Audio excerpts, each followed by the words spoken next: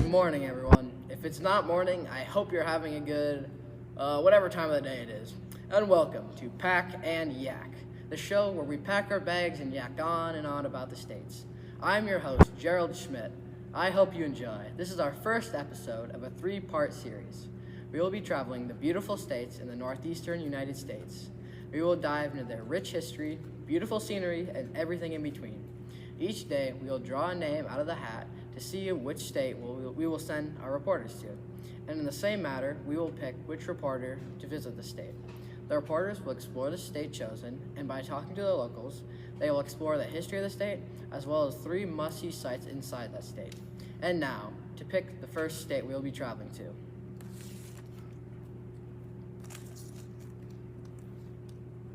The state is Massachusetts. Now, we have to get a new hat, of course, and we will pick the lucky reporter who gets to go pack and yak.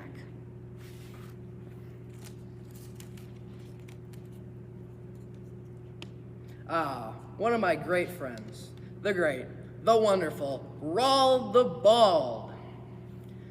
I think he's the perfect reporter for the job. Before I send off Raul, I will give a brief introduction to the history of Massachusetts.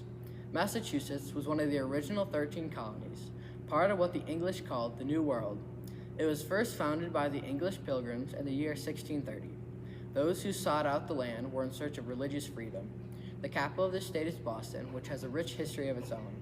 Boston was at the center of the Revolutionary War. Famous occurrences happened there, such as the Boston Tea Party and the Boston Massacre. Massachusetts is located pretty far north, so the best time to travel is usually in the summer. The winters get pretty cold and summers get very warm. Due to their coastal location, winter brings lots of snow, and summers can be humid. Both spring and fall are usually mild. If you were to travel in the winter, be sure to pack your coat and mittens. And now, we send it off to our reporter, Raul. Are you packed? I sure am, Gerald, and I'm ready to go yak. I will get on a plane, do some research, and see you there. We just landed here in Massachusetts, and there is one place I really want to go, and that one place is the Paul Revere House. Hopefully, we can find a local who can tell me more about this place. Good morning, ma'am. I am from the TV show Pack and Yak. I need someone local who can tell us more about Massachusetts and the places we can see while we're here visiting. Of course. My name is Raul the Bald, for obvious reasons. So, could you tell me your name and what is so important about the Paul Revere House? Hi, Roald. I'm Ruth Waldo. First, I have a question for you. What kind of parents name their child Rauld the Bald? Anyways, welcome to the Paul Revere House. The Paul Revere House is a historical site in North Boston where Paul Revere lived for many years in the late 1700s. Let's take a tour. Yay! Okay, in the living room, we have some colonial-style furniture and some old family portraits. Cool. And in the kitchen, we have some artifacts once owned by Paul Revere himself, like the lantern and even his walking stick. That's really cool. But is it like an actual thing or is it just a replica? It's the real thing.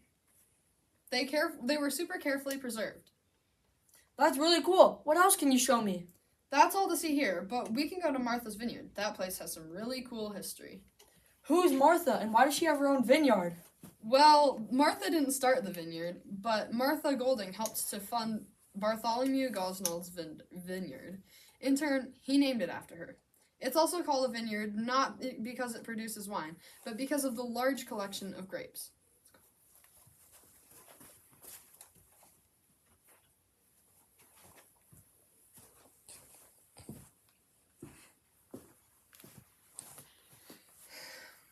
I could really go for some grapes right now.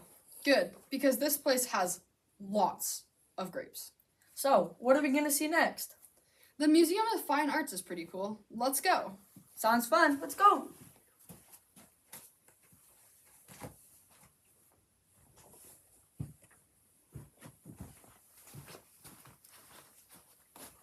The Museum of Fine Arts has so many exhibits. It has modern art, ancient art, and everything in between.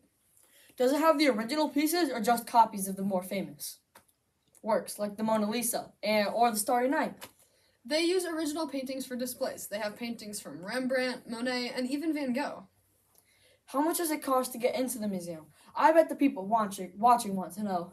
It costs $30 for adults and $14 for kids. Whoa! That's a lot. Yeah, but it's totally worth it. Let's go inside. Let's go inside. I am really excited to see what they have.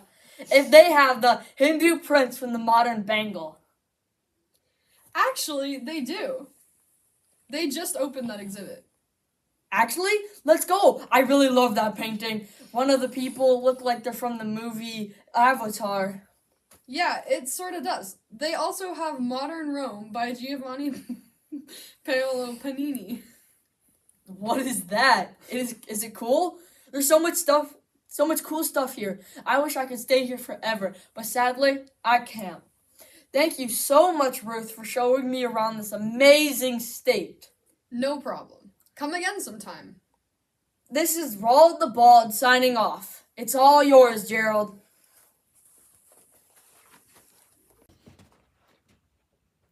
Thank you. Glad you had fun, Roald. Well, this is going to be the end of the episode. Be sure to tune back in to our next episode of Pack and Yak. I wonder what state we'll travel next.